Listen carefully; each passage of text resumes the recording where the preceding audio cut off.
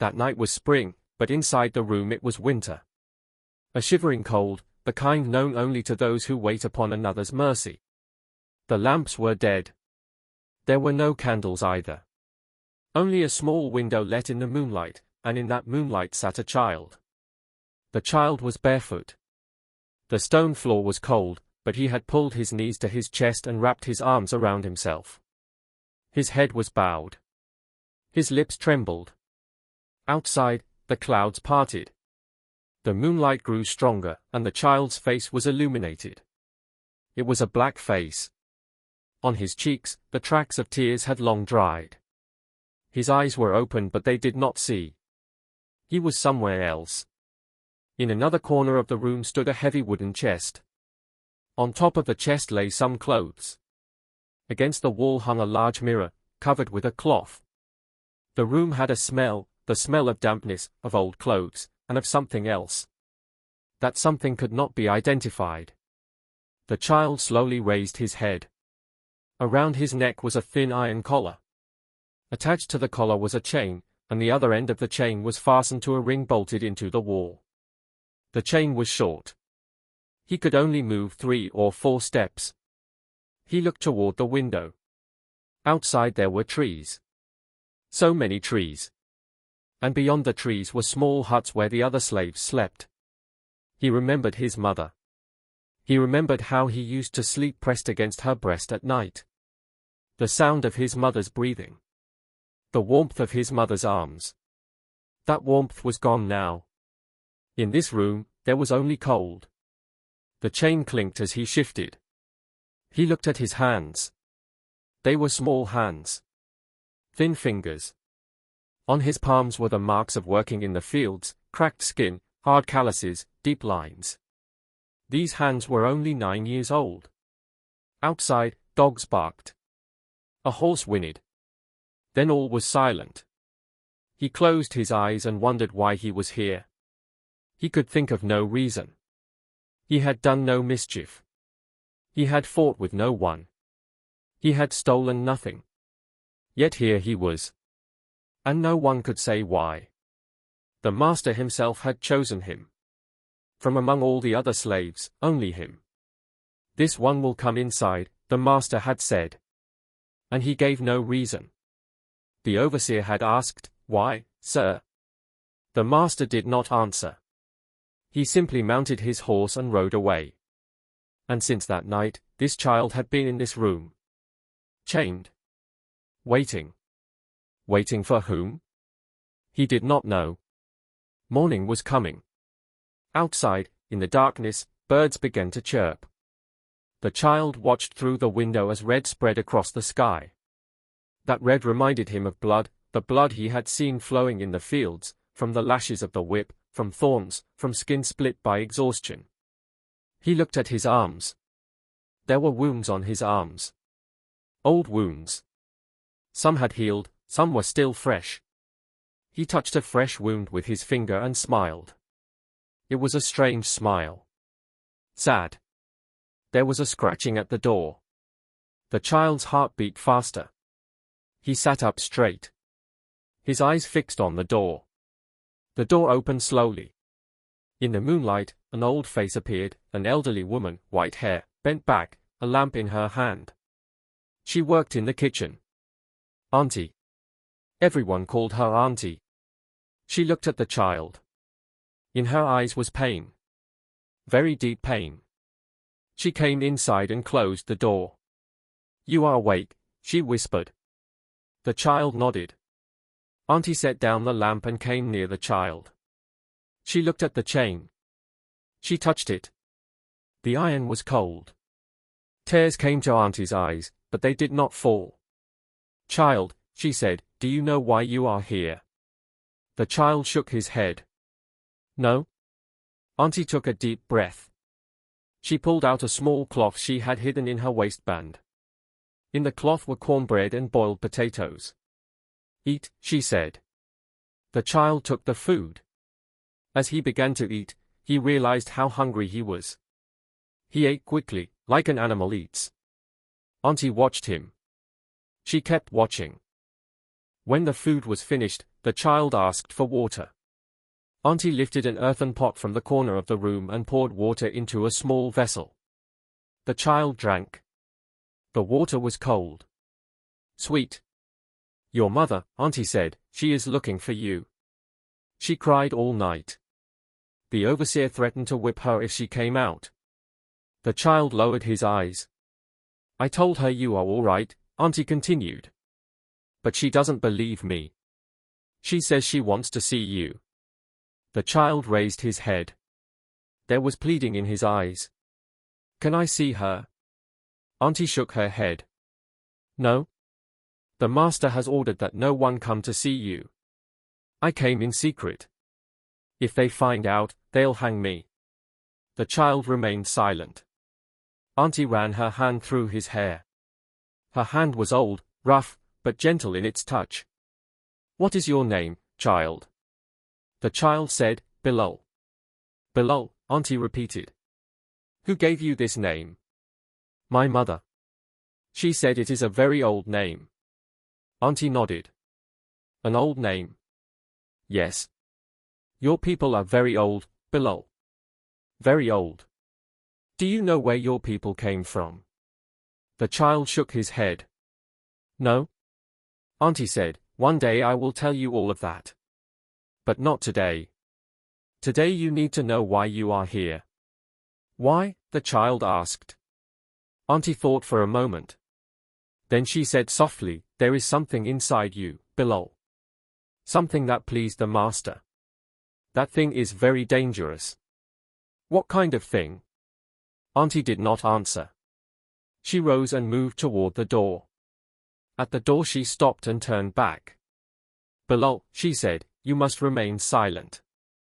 No matter what happens, you remain silent. Your silence is your strength. The door closed. The light of the lamp was gone. The child was again in darkness. Chained. In the moonlight coming through the window, his face had gone pale. He closed his eyes and remembered his mother. His mother's face was growing hazy. Bilal was born in the same hut where 20 slaves slept together. That hut was made of wood and mud. The roof was thatch that leaked in the rains. The floor was dirt. There were cracks in the walls where snakes would enter. That night it was raining. When the mother's labor pains began, there was no midwife. The other women were in the fields. The mother gave birth alone. She cut the umbilical cord with her own fingernails. She washed the child with her own blood. She tore her shirt to wrap him. The child was crying. The mother put him to her breast and closed her eyes. In the morning when the other women came, the mother lay unconscious but the child was alive. Auntie gave the mother water. She looked at the child and said, this one is very strong. He will survive. The mother opened her eyes and looked at the child. She tried to smile. What will you name him? Someone asked. The mother said, Bilal. No one knew where this name came from. The mother never told anyone. Perhaps she made it up herself. Perhaps her mother had given it to her and she had forgotten. Perhaps it was a name from very ancient times, from that country where her people had been brought in chains. Bilal began to grow. Milk was scarce, the mother herself went hungry, but the child kept growing. He was thin, weak, but his eyes were sharp. He watched a great deal. Watched and remembered. When he was 4 years old, he had to work in the fields. Small tasks, carrying water, feeding the chickens, picking insects off the cotton plants. His hands were small, his fingers thin, but working made them hard. The mother rose early in the morning. While it was still dark, she would go to the fields. Bilal went with her. Before the sun rose, they would both sit in the rows. The mother picked cotton, Bilal put it in her basket. When the sun grew hot, the mother would sit him in the shade of a tree and continue working herself. In the evening when work ended, they would return to the hut. The mother would light a fire, bake cornbread. There were often stones in the bread, sand mixed into the flour, but Bilal would eat and the mother would watch him. Mother, won't you eat? I've already eaten, child. Bilal knew his mother was lying. He could see that her stomach was hollow. He could see the dark circles around her eyes. He could see that her hands trembled. One night he woke up. His mother was awake. She was sitting against the wall, humming something. The sound was very faint, but Bilal heard it. The tune was strange. The words were unintelligible. "Mother, what is that?" The mother fell silent.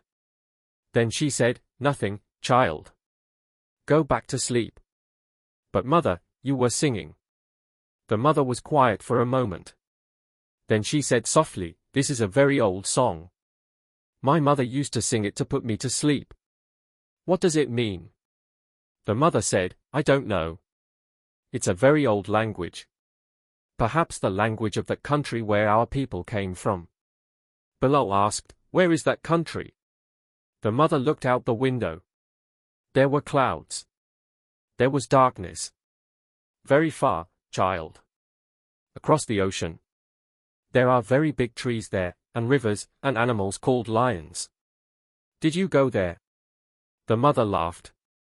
There was pain in her laughter. "No, child. I was born here. My mother was also born here. But her mother, she came from there. On a ship. In chains." Bilal did not know what chains meant. He only knew that chains were made of iron and were very heavy. He had never seen chains.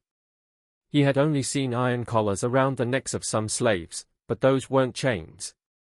That night remained forever in Bilal's memory. His mother's song, the moonlight in her eyes, the sound of rain outside. That night was the most beautiful night of his life. After that, his mother never sang that song again. At 4 in the morning, the overseer's whistle would blow. Its sound echoed throughout the settlement. Slaves would rise, rubbing their eyes. Children would cry. Old people would cough. Women would quickly light fires to cook something. Bilal was 5 years old then. He would rise with his mother. He would rub his eyes, splash water on his face, and then set off for the fields. Barefoot. The earth would be cold. Sometimes a thorn would prick him, but he would stay silent.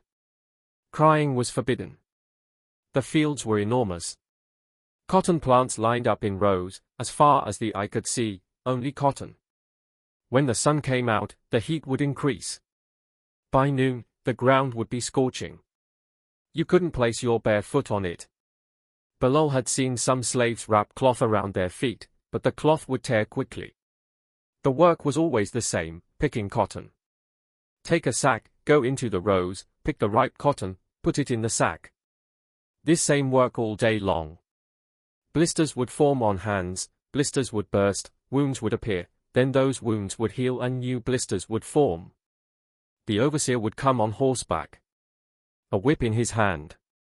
He would watch who was working fast and who was slow. The slow ones would get the whip. Bilal had seen how a lash would split a back, how blood would flow, how that man would scream, how the other slaves would look away and keep working. One day an old slave slowed his work. He was sick, kept coughing, his eyes had sunk in. The overseer noticed him. He dismounted, picked up his whip, and approached the old man. "Why aren't you working?" The old man said, "Sir, I am sick. It's hard to breathe." The overseer struck him with the whip. Once, twice, 3 times. The old man fell. He kept screaming. Then he fell silent. The overseer mounted his horse and said to the remaining slaves, "You see this? This is what happens to those who shirk work." The old man lay there. In the afternoon sun, his body lay there. In the evening, 2 men came and carried him away. Bilal asked, "Mother, where did he go?" The mother said, "Far away." "Will he come back?" The mother didn't answer. That night Bilal couldn't sleep. He kept thinking about the old man. His eyes, his blood, his silence. He kept wondering if one day his mother would fall like that. Would someone carry her away too? In the morning when he went to the fields, he saw that a new man was working in the old man's place. The new man was young. He was silent. On his back were marks of old wounds. Sometimes there would be a holiday. When the master had guests, the slaves would get rest. Or at Christmas. Or if the master was pleased. Bilal didn't like holidays. On holidays, his mother would sit in the hut sewing clothes. There were no needles, she managed with thorns. Thread she would pull from old clothes. Bilal would sit beside her, watching insects in the sun. On holidays, there was also less food. On working days, there would be a little more, but on holidays, only one meal. Bilal would be hungry. He would see his mother give him her portion. "Mother, you didn't eat." "I ate, child." Bilal knew she hadn't eaten. He could see the weakness spreading across her face. He could see the depth in her eyes. One holiday, Bilal was wandering through the settlement. He saw some children sitting in a corner. They were white children. The master's children. Their clothes were clean, they had shoes, they had toys in their hands. Bilal had never seen a toy. He tried to go closer. One child saw him. That child said something, the other children laughed. Then a grown woman came, perhaps a nanny, and chased Bilal away. "Get away from here, slave child." Bilal ran. He came to his mother and asked, "Mother, why are we slaves?" The mother looked at him for a long time. Then she said, "Because God has written it so, child." "Is God the God of white people?" The mother gave no answer. Bilal was 7 years old when his mother fell ill. At first it was a light cough, then the cough grew worse, then fever came. The mother could still go to the fields, but she worked slowly. The overseer noticed. One day the mother fell in the field. She kept trying to get up, but couldn't. The overseer came, started whipping her. The mother raised her hand to protect herself. The whip struck her hand. The mother screamed. Bilal ran to her. He grabbed the reins of the overseer's horse. "Don't hit her. She's sick." The overseer looked down. He looked at Bilal. For a moment there was surprise in his eyes, then anger. "You will tell me who to hit?" He struck Bilal with the whip. Once, twice, 3 times. Bilal fell, but he wasn't crying. He was looking at his mother. The mother crawled to Bilal. She took the child in her arms. The overseer hit them both. He hit and hit and hit. In the evening, they both lay in the hut. Blood was flowing from their wounds. Auntie came and poured salty water on the wounds. Bilal was in great pain, but he remained silent. The mother was crying. "Child," the mother said, "forgive me." "For what, mother?" "For bringing you into this world." Bilal took his mother's hand. It was hot. Very hot. "Mother, you will get well." The mother said nothing. She kept looking at Bilal. Her eyes closed. All night Bilal stayed awake. He lay close to his mother. He listened to the sound of her breathing. The breath was growing slower. Sometimes it would stop, then start again. Before morning, the mother's breath stopped. Bilal did not let go of her hand. He sat beside her. The sun rose. Light entered the hut. It fell on his mother's face. Her face was peaceful. For the first time, Bilal saw how beautiful his mother was. Someone came and took the mother away. Bilal resisted. He screamed, he shouted, but those people were too strong. They took her away. Bilal never saw his mother again. After his mother, Bilal was completely alone. He was placed in another hut. 10 or 12 slaves slept there. All were strangers. No one spoke to him. No one smiled at him. He worked in the fields. From morning to evening. Blisters formed on his hands, burst, healed. He spoke to no one. Silence became his habit. Auntie would come occasionally. She would run her hand through his hair, give him something to eat, and leave. She too didn't speak much. One day Auntie said, "You are very silent, Bilal." Bilal said, "What use is speaking?" Auntie looked at him for a very long time. Then she said, "Your mother was like that too." Silent. One who thought deeply. Bilal said nothing. Auntie said, "Your mother told me about you. She said you were very special." Special how? Auntie didn't answer. She rose and left. That night Bilal dreamed. In the dream, his mother came. She called him. Bilal ran to her, but when he tried to touch her, she vanished. Bilal woke up screaming. Everyone in the hut was asleep. No one heard him. He sat against the wall and began to cry. Silently. So no one would know. The overseer's name was Mr. Davis. He was tall, thin, with blue eyes that were cold. He never laughed. He never got angry. He only watched. Watched and noted. Bilal was afraid of Davis. Not because he used the whip, he did use it, but because he looked you in the eyes when he spoke. As if he were peering inside you. One day Bilal was working in the field when Davis called him. "You, come here." Bilal went. Davis sat on his horse. He looked down. "What is your name?" "Bilal." "How old are you?" "Don't know." Davis nodded. He looked at Bilal's hands. Then his eyes. "You work well." Bilal said nothing. Davis said, "You work more than the others.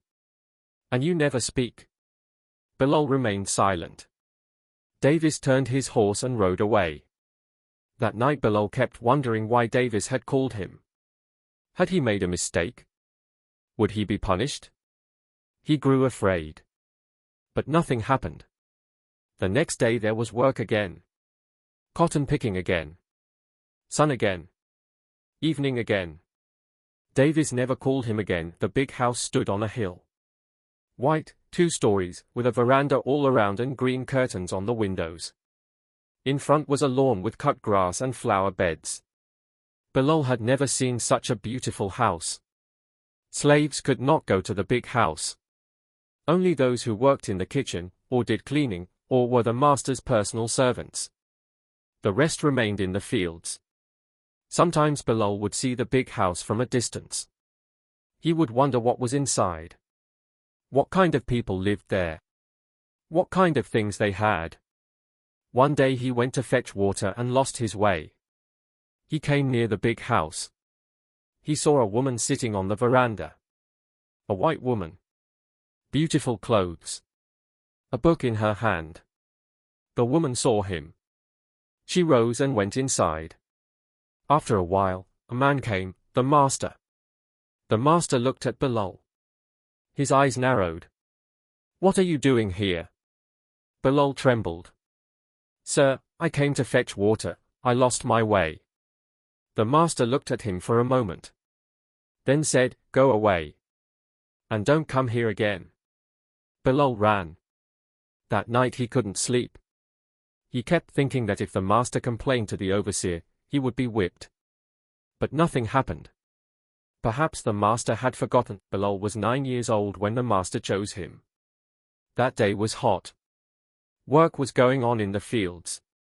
It was noon, the sun was fierce. Suddenly the master came on horseback. Davis was behind him. The master stopped his horse and looked at the slaves. He kept looking. His eyes moved from one slave to another. Sometimes he would look at a child, sometimes at an old person. Then his gaze stopped at Bilal. He looked at Bilal for a very long time. Then he raised his finger and said, "This one." Davis asked, "What do you mean, sir?" The master said, "This one will come inside. To the big house." Davis was surprised. "But sir, he's just a child. He won't be useful." The master didn't answer. He turned his horse and rode away. Davis looked at Bilal. There was a question in his eyes. Then he said, "You're lucky." Bilal didn't understand. That night he was taken to the big house. He was taken inside, to a small room. There was no furniture in the room. Only a chest and a mirror covered with a cloth. A man came. He put an iron collar around Bilal's neck. The collar was cold, heavy. Then he attached a chain and fastened the other end to a ring in the wall. The man left. The door closed. Bilal was in darkness. Chained. And he didn't know why. Many days passed. Bilal couldn't count them. Morning would come, evening would come, night would come. He would watch from the window. Sometimes birds came, sometimes clouds came, sometimes it rained. The door never opened. Auntie would come. At night. In secret. She would bring food, bring water. She would sit, run her hand through Bilal's hair, and leave. One night Bilal asked, "Auntie, why am I here?"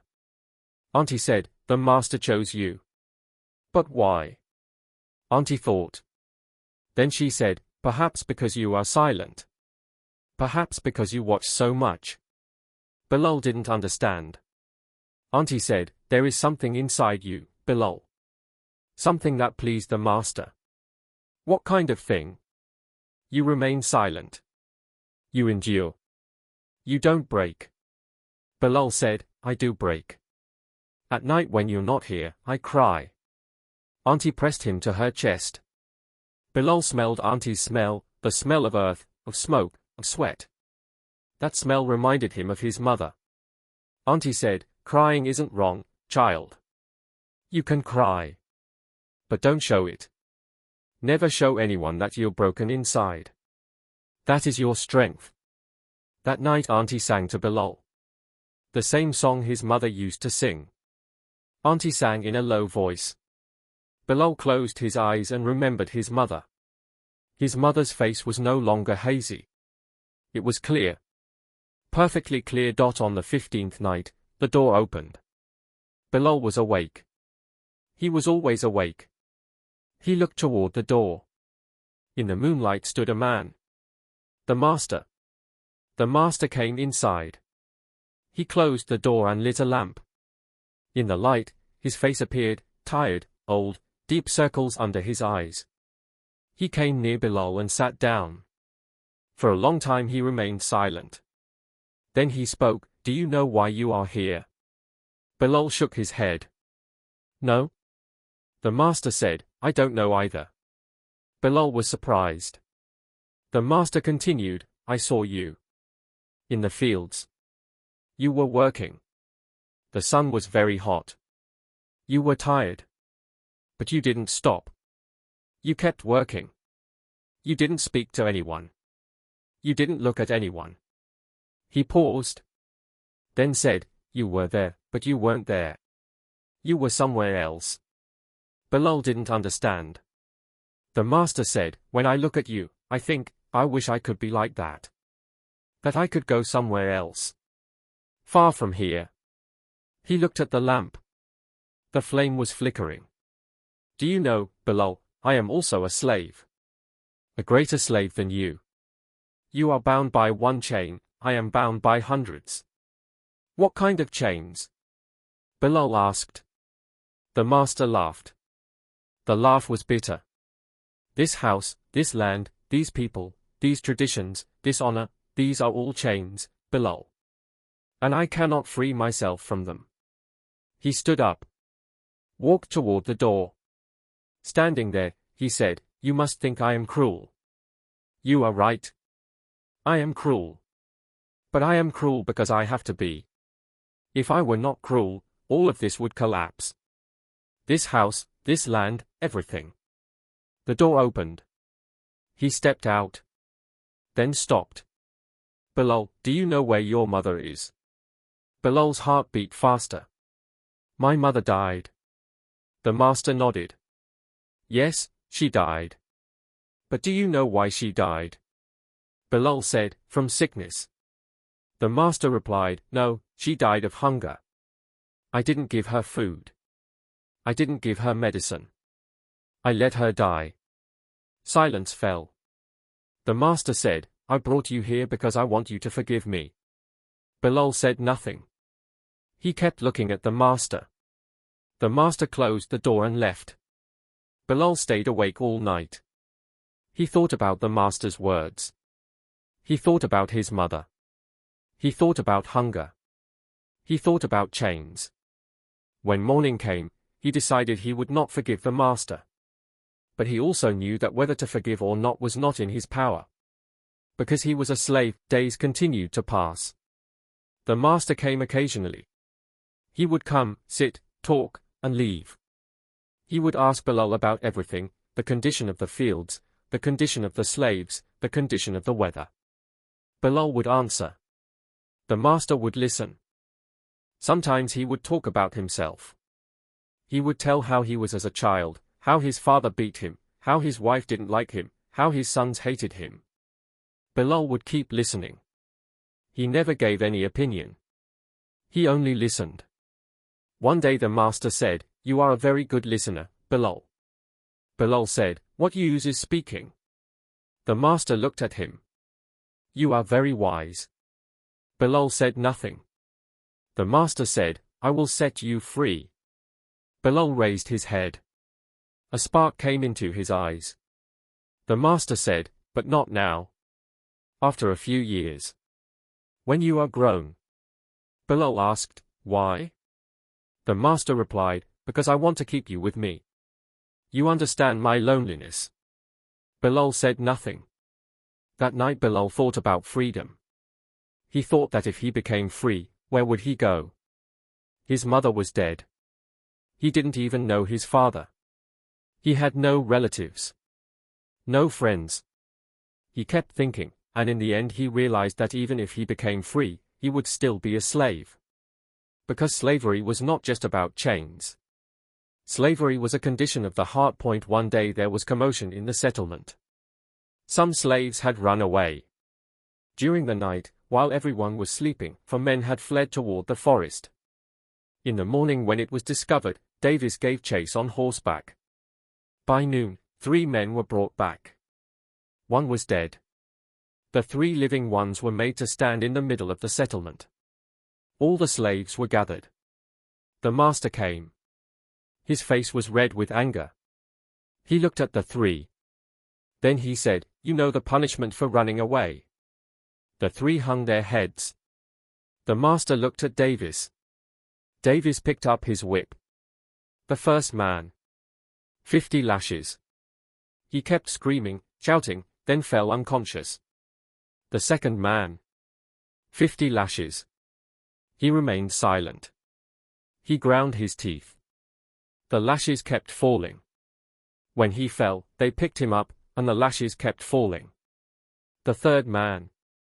50 lashes. He said, "Master, I beg forgiveness." The master said, "Too late." The lashes fell. The third man kept crying. Kept begging forgiveness.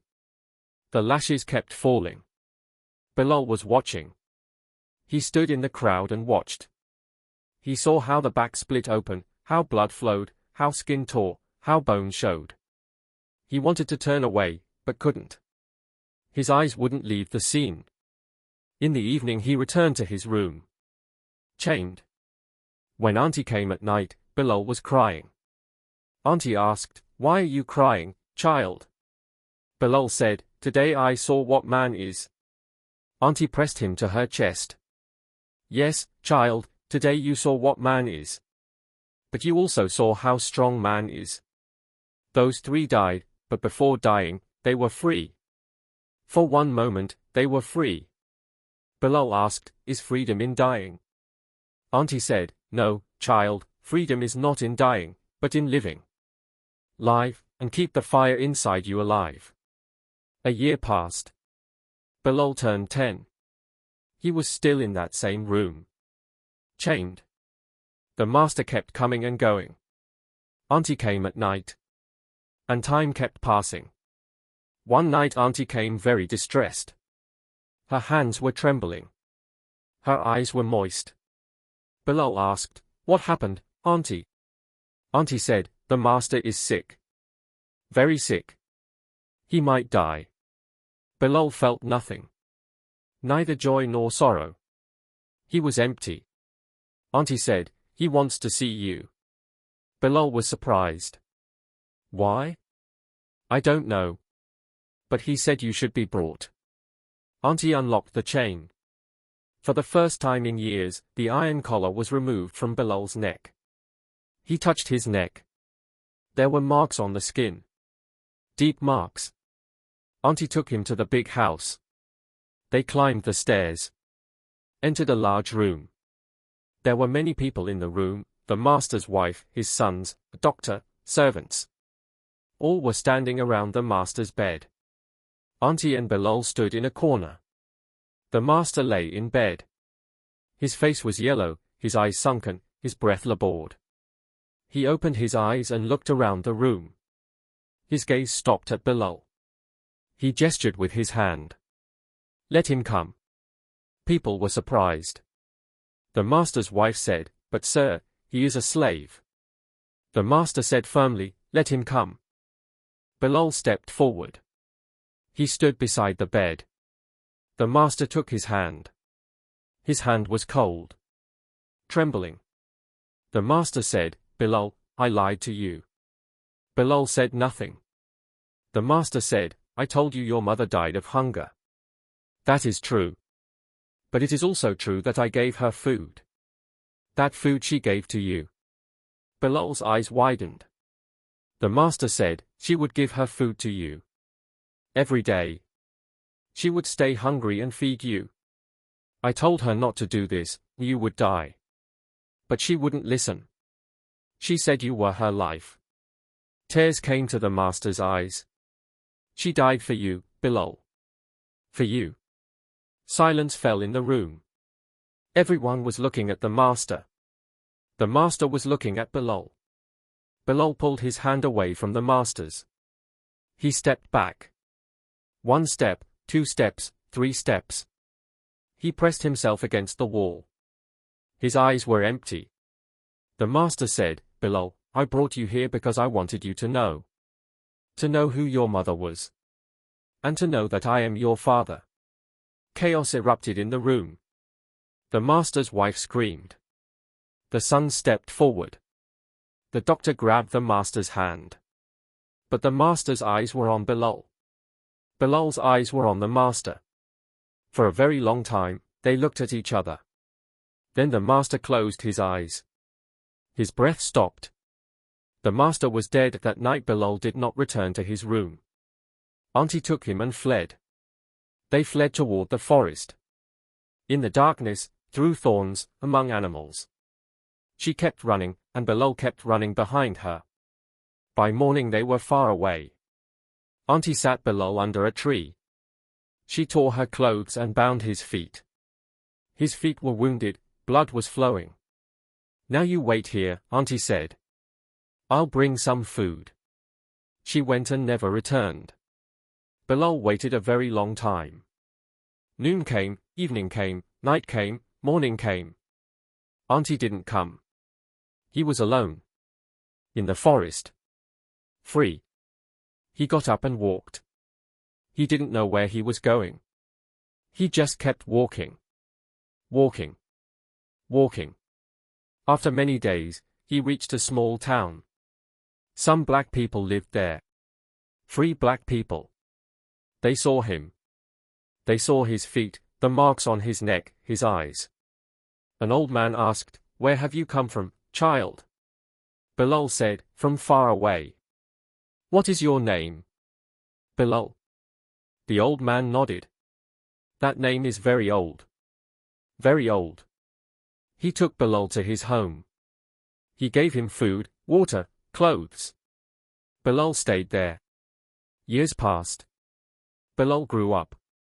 He worked, earned, built his own home. He never told anyone where he came from. People would ask, and he would fall silent. One day he went outside the town. He sat under a tree. He sat for a very long time. Then he began to sing. The same song his mother used to sing, that Auntie used to sing. That song was very old. Very old. Tears began to flow from his eyes. For the first time in years. He was crying. For his mother. For Auntie. For all those who had died. for all those who had been forgotten. And he kept singing. Kept singing. Kept singing.